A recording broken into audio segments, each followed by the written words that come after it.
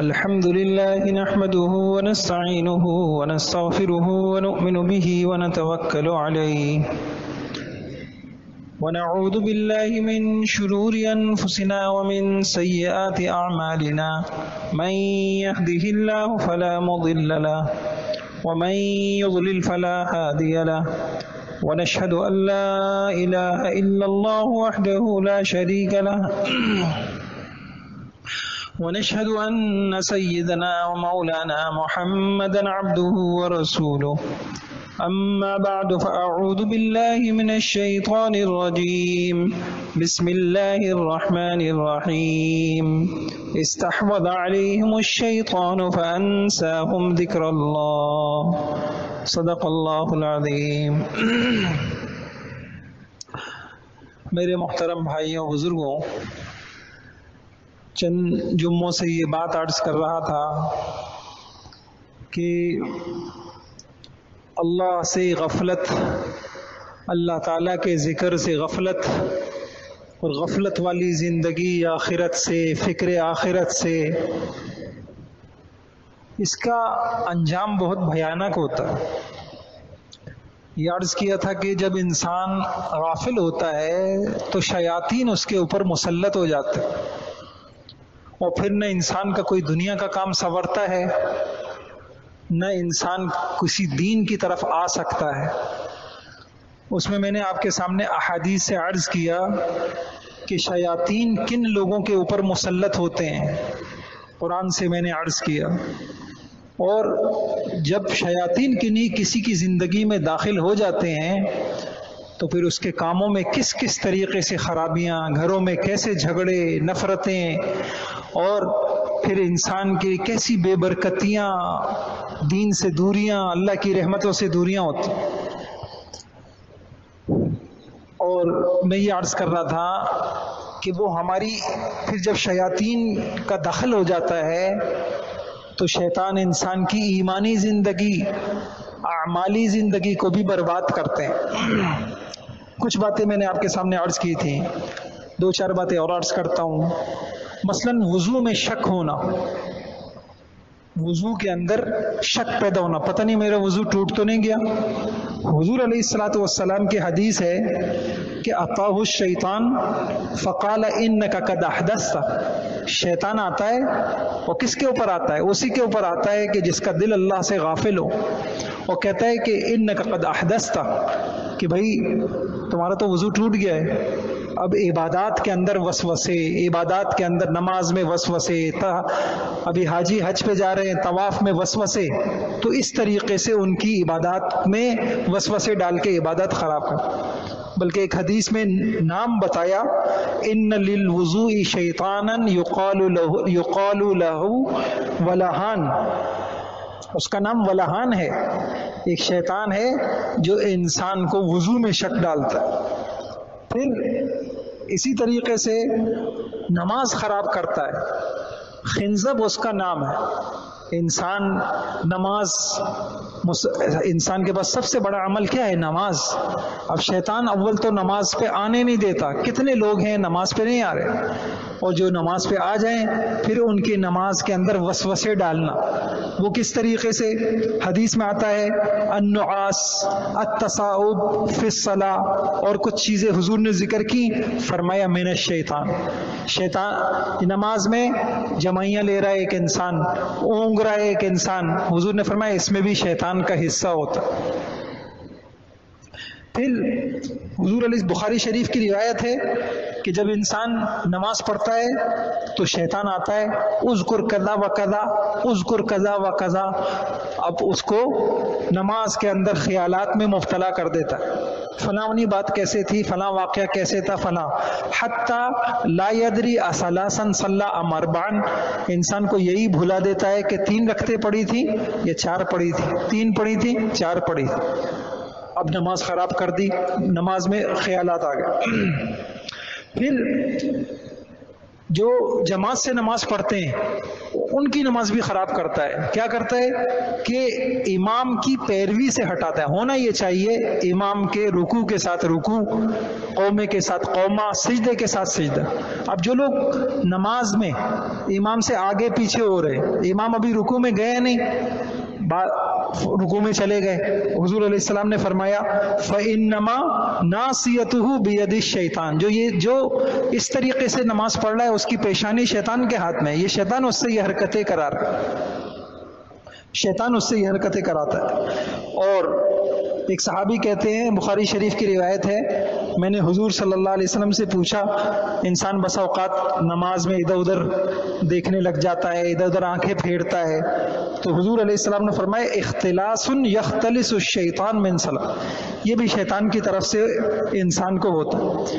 پھر یہاں تک حضور علیہ السلام نے بتایا کہ یہ جو ہم صف بناتے ہیں، جیسے ائمہ بار بار کہتے ہیں مل مل کے کھڑے ہو جائیں، مل مل کے کھڑے ہو جائیں، کندھا کندھے سے ملائیں، یہ نہ ملانا اس میں بھی شیطانی دخل ہوتا ہے. حضور علیہ الصلوۃ والسلام کی حدیث ہے رصوا صفوفکم وقاربوا بینها وحاذوا بین الاعناق فوالذی نفسی بیدی انی لأری الشیطان یدخل من خلال الصف کأن الخزف. مل مل کے کھڑے ہو جایا کرو، بالکل نماز میں مل مل کے کھڑے ہو جائے، کندھا کندھے سے ملے، گردن گردن کی سیدھ میں آ جائے. قسم ہے اس ذات کی جس کے قبضے میں میری جان ہے، میں اپنی آنکھوں سے شیطان کو دیکھ رہا ہوں، جیسے بکری کا بچہ ہوتا ہے ایسے وہ صفوں کے درمیان میں گھستا ہے، تو نماز بھی خراب کرتا ہے. پھر نماز کے بعد کی یہ جو تسبیحات ہیں، سبحان اللہ، الحمدللہ، اللہ اکبر، یہ بڑے فضائل آئے ہیں اس کے. شیطانی کی اس کی دشمنی دیکھیے، اس کی کوشش ہوتی ہے کہ مسلمان اس خیر سے محروم ہو جائے، تو وہ کیا کرتا ہے، یأتی احدکم الشیطان وہو فی صلاتی فیقول اذکر کذا وکذا، اذکر کذا وکذا وحدہ. نماز کے بعد فوراً کوئی کام ذہن میں ڈال دے گا، یار جلدی سے یہ کرنا ہے، اور انسان کو وہ تسبیحات چھڑوا دے گا. یہ شیطان کا عمل دخل ہے. لیکن میرے بھائیوں، ہم سارا الزام شیطان کو نہیں دے سکتے. اب ہم کیا کریں؟ وہ قیامت میں بھی جان چھڑا لے گا. وقال الشیطان لما قضی الامر ان اللہ وعدکم وعد الحق ووعدتکم فاخلفتکم وما کان لی علیکم من سلطان الا ان دعوتکم فاستجبتم لی. میرا کوئی زور تھوڑی تم پہ چلتا تھا، میں تو صرف وسوسہ ڈالتا تھا. تم نے خیر کی داعیوں کی بات نہیں سنی؟ جو لوگ خیر کی طرف بلا رہے ہیں تم ان کی نہیں سنتے تھے، تم میری سنتے تھے. میں کوئی پیشانی سے پکڑ کے تھوڑی تم کو برائی کی طرف، میں تو ایک وسوسہ ڈالتا تھا. اس لیے آپ قرآن میں دیکھیں گے تسویل، تزیین، شیطان برائی کو مزین کرے گا، اس کا بس یہ کام ہے، برائی کو مزین کر کے دکھائے گا. وہ تو اندر، ہمارے اندر ایمان کتنا ہے، آخرت کتنی ہے، اللہ کا تعلق کتنا ہے، ہمارا دل کتنا پاکیز ہے، اسی کے بقدر انسان شیطانی اثرات سے بچتا ہے. بہرحال اب میں آپ کے سامنے قرآن اور حدیث سے ٹھوس وہ اعمال عرض کرتا ہوں کہ جو مسلمان بھی انشاءاللہ ان اعمال کا اہتمام کرے گا، گھر میں کرے گا، اس کا گھر شیطانی اثرات سے محفوظ ہوگا. کاروبار میں کرے گا، اس کے کاروبار، اعمال، یہ اعمال یوں سمجھیے کہ یہ فرض کے درجے میں ہے، ورنہ وہ سب کچھ ہوگا جو میں 3 جمعوں سے عرض کر رہا ہوں، شیطان ہمارا سب بگاڑ دے گا. وہ ازلی دشمن ہے. اس میں سے ایک ہے قرآن کے ذریعے سے اپنی حفاظت کریں، ہم قرآن کا معمول ہو. اب قرآن میں کیا معمولات ہوں، 3-4 چیزیں میں آپ کے سامنے عرض کرتا ہوں. سب سے پہلی چیز معوذتین ہے. کیا طاقت ہے اس کی. قل اعوذ برب الفلق، قل اعوذ برب الناس. جب تک یہ صورتیں نازل نہیں ہوئی تھی تو حدیث میں آتا ہے کہ حضور علیہ الصلوۃ والسلام جنات سے اور انسانوں کی نظر بد سے حفاظت کے لیے اعوذ باللہ کر کے دعائیں مانگا کرتے تھے. اور جب یہ صورتیں نازل ہو گئی حضور نے وہ چھوڑ دیا، سب چھوڑ دیا، بس پھر ان صورتوں کو پکڑ لیا. یہ بہت بڑا وظیفہ ہے. اللہ تعالیٰ نے ساری خیریں قرآن میں بیان کی، آخر میں ان 2 صورتوں کو رکھ دیا. قل اعوذ برب الفلق، قل اعوذ برب الناس. بچوں کے اوپر پھونکنی چاہیے، خود اس کو پڑھنا چاہیے. ہر نماز کے بعد ایک ایک مرتبہ پڑھ لے، صبح شام 3 مرتبہ پڑھ لے. یہ میں آپ کو حدیث بتا رہا ہوں، صبح شام 3 مرتبہ پڑھ لے. رات کو سوتے وقت بہت زیادہ اہتمام سے پڑھے اور اس کو پھونکیں، اور خاص طور سے اپنی گدی کے یہ گردن اس کے اوپر پھیرے. شیطان یہاں گرہے لگاتا ہے. وہ اثرات ہوتے ہیں ہماری زندگی میں، بے چینیاں، مستقبل کے خوف، عجیب قسم کے وساوس اور بدگمانیاں، یہ شیطانی اثرات ہیں. اگر ہم ایک اچھی پاکیزہ زندگی گزارنا چاہتے، بلکہ ہمارے قریب میں حضرت ڈاکٹر عبدالحی صاحب رحمۃ اللہ علیہ بہت بڑے اللہ والے گزرے ہیں. مجھے اتنی حیرانی ہے، اللہ والوں کو اللہ پاک دین کی سمجھ دیتے ہیں. انہوں نے فرمایا اپنی اولادوں کی یہ بائیں کندھے کے پیچھے اپنی اولادوں کے یہ سورہ فلق سورہ ناس پڑھ کے پھونکا کرو، آپ کی اولادیں شیطانی اثرات سے بچائیں گے. اللہ مجھے بھی توفیق دے، آپ کو بھی توفیق دے. یہ کیونکہ شیطان یہاں سے وسوسہ ڈالتا ہے، دل یہاں پر ہے تو شیطان یہاں پیچھے سے وسوسہ ڈالتا ہے. تو فرمایا کہ سورہ فلق سورہ ناس پڑھ کے بائیں کندھے کے پیچھے اپنی اولادوں کو کثرت سے دم کیا کرو. اولادیں انشاءاللہ آپس میں لڑائیاں ہو رہی ہیں، گھر کے اندر جھگڑے ہو رہے ہیں، بچے نافرمان ہو رہے ہیں، دین کی بات سننے کے لیے آمادہ نہیں ہیں. ہم ان کو پاکیزہ غذائیں پاکیزہ کرنی پڑتی ہیں بھائیوں.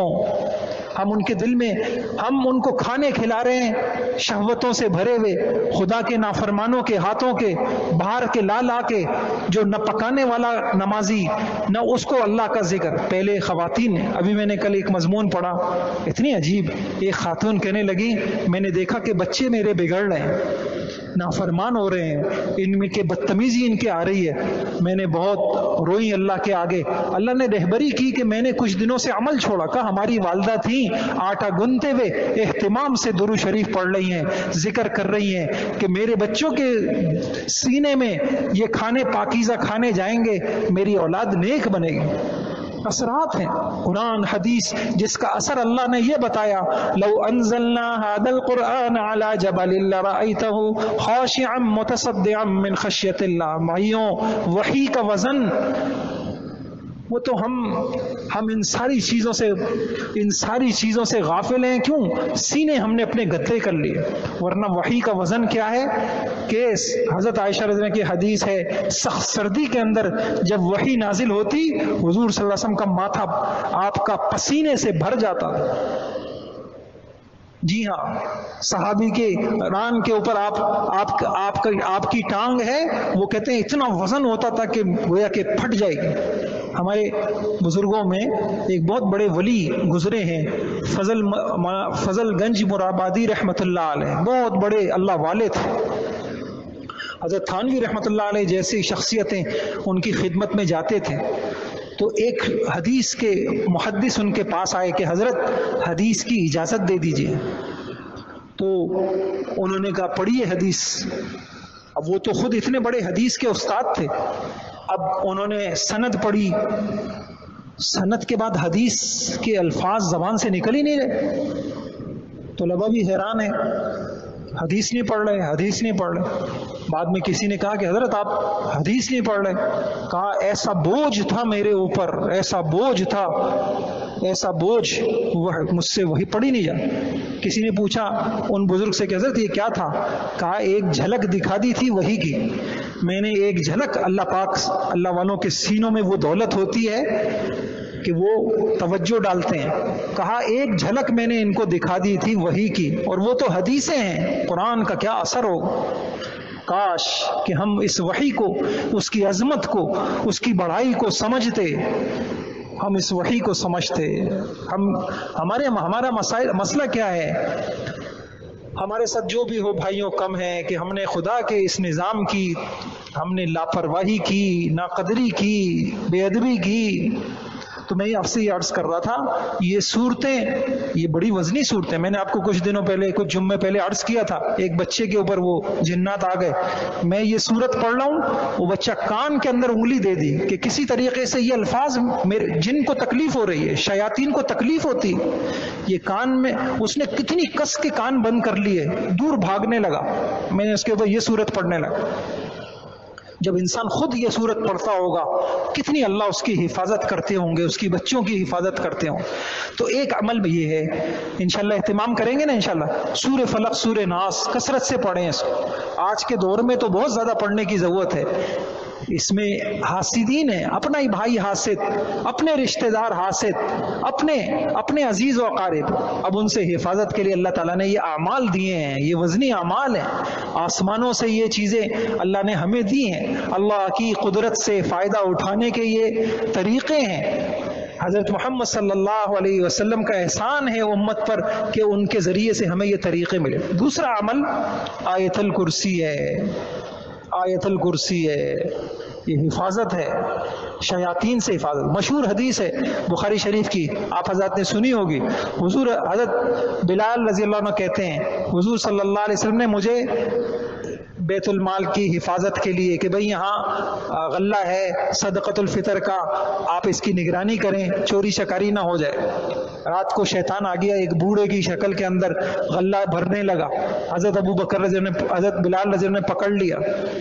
پھر لگا منتیں کرنے، چھوڑ دو، گھر میں فاقہ ہے، تنگی ہے، مجبوری کے اندر یہ حرکت کر رہا ہوں، چھوڑ دیا. حضور علیہ السلام صبح پوچھتے ہیں کیا ہوا، وہ تمہارا ساتھی کیا ہوا؟ کہا یا رسول اللہ ایسا ہوا. کہا حضور نے کہا کل پھر آئے گا. اگلے دن پھر آیا، حضور نے پھر بتایا اگلے دن پھر آئے گا. انہوں نے کہا اب تو نہیں چھوڑوں گا. کہا چھوڑ دو، ایک بات بتاتا ہوں جس سے زندگی میں نفع ہوگا. یہاں محدثین نے لکھا صحابہ آخرت کی بات کے ایسے حریص ہوا کرتے تھے. اچھا یہ ہدایت کی طلب کی نشانی ہے. اوہو میرے بھائیوں، ساری خیریں اس کے اندر ہے. ہمیں ہدایت کی طلب بے چینی اللہ ہمیں دے دے. میں سنور جاؤں، میرا تعلق اللہ سے سنور جائے، میرے اعمال صحیح ہو جائیں، میرے اخلاق صحیح ہو جائے. جس خوش نصیب کو یہ فکر ہوتی ہے، ایک ایک آیت اس کی زندگی کو بدلتی ہے. ایک بیان ہی اس کو کیا اس کے گھر والوں کو بدل دیتا. او میرے بھائیوں، بے طلبی، آخرت سے غفلت، بے طلبی، موت کی فکر نہیں، قبر کی فکر نہیں، بھول کے یہ بے طلبی اتنی بڑی نحوست ہے کہ اگر نبی بھی بیان کر رہا ہو سامنے بے طلب ہو ہدایت نہیں ملتی.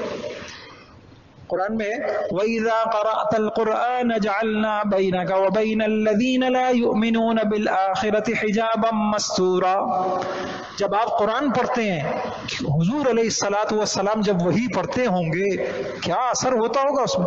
کہہ رہے ہیں ہم بے طلبوں کے سامنے ایک پردہ کر دیتے ہیں، جن کے اندر طلب نہیں ہے، جن کے اندر عاقبت اندیشی نہیں ہے، جن کو کوئی فکر نہیں ہے کہ انجام کیا بنے گا، موت کے وقت کیا ہوگا ہمارے ساتھ، قبر کی کوٹری میں کیا ہونے والا ہے ہمارے ساتھ. یہ بے طلبی وہ چیز ہے کہ سارے بیان، بڑے سے بڑے اللہ والے کے بیان سب مٹی بن جاتے ہیں. اور حضور علیہ السلام کو کہا جا رہا ہے وَإِذَا قَرَأْتَ الْقُرْآنَ جَعَلْنَا بَيْنَكَ وَبَيْنَ الَّذِينَ لَا يُؤْمِنُونَ بِالْآخِرَةِ حِجَابًا مَسْتُورًا. آپ قرآن پڑھتے ہیں، ان بے طلبوں کے سامنے ہم ایک پردہ کر دیتے ہیں. آپ کی بات اثر نہیں کرے گی. یہ پردے حائل ہو گئے ہیں میرے بھائیوں. باپ نصیحت کر رہا ہے اولاد کو، سننے کے لیے کوئی تیار نہیں، بیوی تیار نہیں، شوہر نصیحت کر رہا ہے کوئی سننے کو تیار نہیں، کوئی بیان اثر نہیں کر رہا. بیان تو چھوڑیے میرے بھائیوں، سب سے بڑا بیان تو موت ہے. گھر سے جنازے اٹھ رہے ہیں، گھر سے جنازے اٹھ رہے ہیں، ہم دیکھ رہے ہیں ہمارے ساتھ کھانے والا، پینے والا، اٹھنے بیٹھنے والا کہاں گیا، کہاں گیا، سب کچھ چھوڑ چھاڑ کے کہاں گیا، کہاں گئی تجارت، کہاں گئی دکان، کہاں گیا بینک بیلنس، سب چھوڑ چھاڑ کے چلا ہے قبر کے اندر. کیا کیا اس کے ساتھ؟ عمل کیا.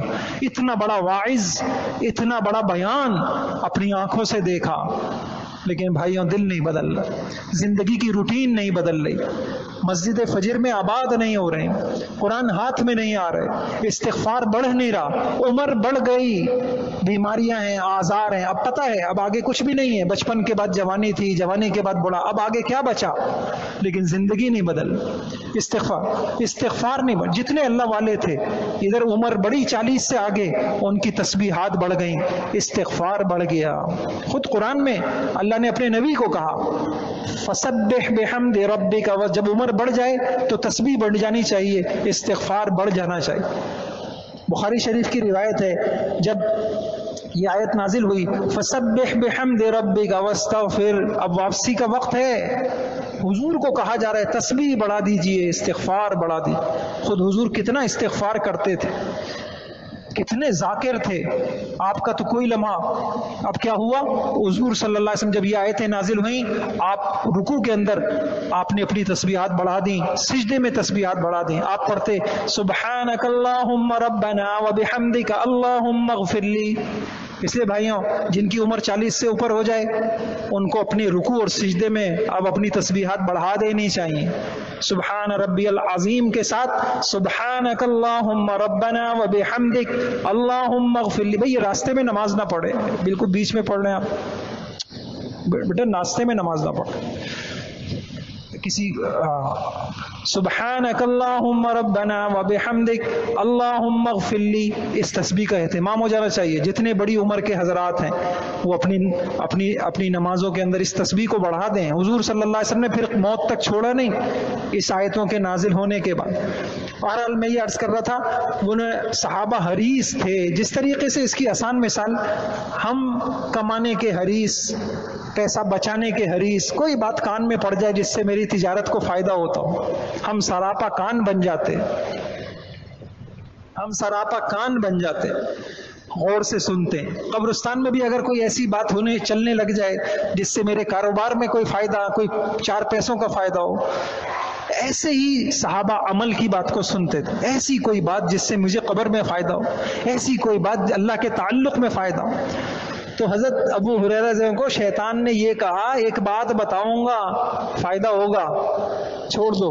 اچھا چھوڑ دوں گا، بتاؤ کیا بات۔ اللہ ہو، کیسی طلب تھی، جس کے اندر اتنی طلب ہو اس کو ہدایت کیوں نہیں ملے گی۔ اچھا کیا بتایا شیطان نے؟ شیطان نے کہا جب بستر پہ جایا کرو آیت الکرسی پڑھ لیا کرو، اللہ لا الہ۔ کیا ہوا؟ کہا صبح تک ایک فرشتہ تمہاری حفاظت کرے گا، شیطان تمہارے قریب نہیں آئے گا، قریب نہیں آئے گا۔ صبح کو حضور علیہ السلام کو بتایا، فرما دیا اما انہ قد صدقک وہو کذوب، ذاک الشیطان، تھا جھوٹا بات سچی کر کے گیا ہے، وہ شیطان تھا۔ تو دوسرا عمل قرآن کا یہ ہے کہ میں اور آپ اس کا اہتمام کریں، خاص طور سے رات کو سوتے وقت اہتمام سے بچوں سے پڑھوائیں، خود پڑھیں، بیوی سے پڑھوائیں، شیطانی اثرات گھروں سے ختم ہوں گے، جھگڑے ختم ہوں گے انشاءاللہ۔ اہتمام سے پڑھوائیں، پڑھیں، خود تھوڑی اونچی آواز سے پڑھیں۔ چھوٹے بچے بڑے معصوم ہوتے ہیں، اللہ کی قسم ہم ان کی فطرت کو مسخ کرتے ہیں، ہماری اندر کی شہوتیں، ہماری اندر کی نفسانیت ان کے اندر منتقل ہو جاتی ہے، ورنہ بچے بڑے معصوم ہوتے ہیں، ان کے اندر فطرتاً اللہ کی محبت ہوتی ہے، سینے صاف ہوتے ہیں۔ ہم ان کو اتنا بیکار ماحول دیتے ہیں کہ وہ بچے جیسے بڑے ہوتے رہتے ہیں، بس ان کی زندگی بھی شہوات والی۔ تیسری چیز جو ہمیں حدیثوں سے ملتی ہے، جو ہماری زندگی کو شیطان سے، شیطانی اثرات سے بچائے گی، وہ ہے سورہ بقرہ۔ حضور نے فرمایا لا تجعلوا بیوتکم مقابر، اپنے گھروں کو قبرستان نہ بناؤ۔ قبرستان ہے، قبرستان میں تھوڑی کوئی مردہ کوئی نماز پڑھے گا، نہ قرآن پڑھے گا۔ آباد کرو، گویا کہ تشبیہ دی دی ہے کہ یہ وہ گھر نہیں ہے، وہ قبرستان ہے، وہاں انسان نہیں رہتے، انسان نہیں بستے، مردے رہتے ہیں، جہاں جن گھروں میں قرآن نہ ہو۔ تو کیا فرمایا؟ شیطان اس گھر سے بھاگتا ہے جہاں سورہ بقرہ کی تلاوت ہو۔ بہت بڑا عمل ہے، سورہ بقرہ کی تلاوت ہو، سورہ بقرہ کی تلاوت ہو۔ اور اگر سورہ بقرہ کی تلاوت نہیں ہو سکتی تو کم سے کم جو اس کی آخری آیتیں ہیں، ان آخری آیتیں بھی اللہ کی بہت بڑی نعمت ہیں۔ حدیث میں آتا ہے جو شخص سورہ بقرہ کی آخری آیتیں کسی رات کو پڑھ لے تو وہ اس کی کفایت کریں گی۔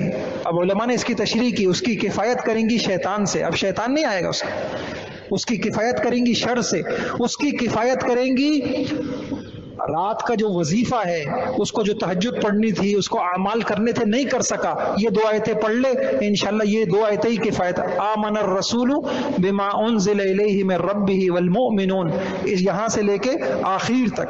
حدیث میں آتا ہے اللہ تعالیٰ نے جب آسمان زمین کو تخلیق کیا تو 2000 پہلے ایک کتاب میں ان 2 آیتوں کو نازل کرا اور سورہ بقرہ کا اختتام کیا، اور ایسا نہیں ہو سکتا کہ کسی گھر میں 3 رات تک ان آیتوں کی تلاوت ہو اور شیطان وہاں قریب آئے۔ کتنا آسان مسئلہ، 3 دن تک آمن الرسول اگر تلاوت ہو گھر میں تو شیطان نہیں آئے گا۔ تو روزانہ رات کو ان آیتوں کا اہتمام کیا جائے، ان آیتوں کا اہتمام کیا جائے، اللہ تعالیٰ اس کی برکت سے ہمیں بھی شیطانی اثرات سے، وساوس سے، غموں سے، کیونکہ شیطان کا کام غم ہے، لیحزن الذین آمنوا، شیطان کی کوشش ہوتی ہے ایمان والا ہر وقت غمزدہ رہے، ہر وقت ٹینشن میں رہے، پریشان رہے، سب کچھ نعمتیں ہی نعمتیں ہیں، پھر بھی ہر ایک غیر مطمئن ہے اپنی زندگی سے۔ یہ ہے شیطانی اثرات۔ تو اللہ تعالیٰ مجھے بھی توفیق عطا فرمائے، آپ کو بھی توفیق عطا فرمائے۔ بھائیوں، یہ غیبی علم ہے، یہ آسمانی علم ہے، اس کی قدر کرنی ہے، اس کی قدر کرنی ہے۔ زندگی ڈگریوں سے نہیں سنورتی، پیسوں سے نہیں سنورتی، بڑے گھروں سے اور بنگلوں سے نہیں سنورتی۔ زندگی تو محمد صلی اللہ علیہ وسلم کا دامن پکڑنے سے، آپ کی باتوں کو عمل کرنے سے۔ صحابہ کے گھر کچے تھے، زندگیاں بڑی خوبصورت تھیں۔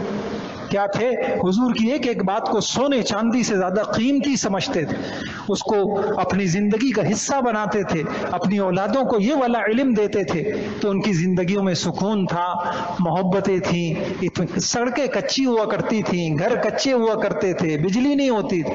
ہمارے گھر بجلیوں سے چمک رہے ہیں، روشنیاں ہیں، اور گھروں کو خوبصورت بنایا ہوا ہے، اور گھر تو گھر اپنے واش روموں کو اوپر لاکھوں روپے خرچ کر کے چمکایا ہوا ہے، لیکن ایک عجیب سی کیفیات ہے۔ یہ وہ اثرات ہیں۔ اللہ سے دعا ہے اللہ تعالیٰ مجھے بھی، آپ کو بھی، آپ کی اولادوں کو، نسلوں کو، اللہ سب کو شیطانی اثرات سے اللہ ہم سب کی حفاظت فرمائے، ہمارے گھروں کو جھگڑوں سے پاک کر دے، نفرتوں سے پاک کر دے، ہمارے گھروں سے بے برکتیاں اللہ تعالیٰ ختم کر دے۔ اللہ تعالیٰ ہمیں سعادت والی زندگی بھی اچھی گزرے، موت بھی اچھی آئے، قبر بھی اچھی ہو جائے، اللہ ہمیں ایسی زندگی گزارنے کی توفیق عطا فرمائے۔ آخر دعا